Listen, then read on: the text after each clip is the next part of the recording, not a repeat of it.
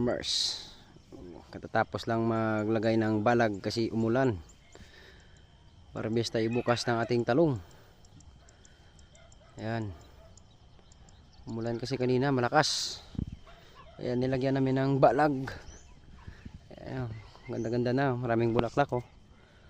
Ayan, maraming bulaklak yan. Ito yung bunga na, hindi kasi makikita sa taas ang bunga niya eh. Sa ilalim lahat ng bunga niya. Ito. Ayan, harvestin natin bukas yan. Ito oh, ang lalaki oh. Mahaba po. Ayan. Ito, hanggang sa dulo doon, hanggang doon sa dulo. Ayan. Dami kasi bunga eh, no? Harvest tayo bukas.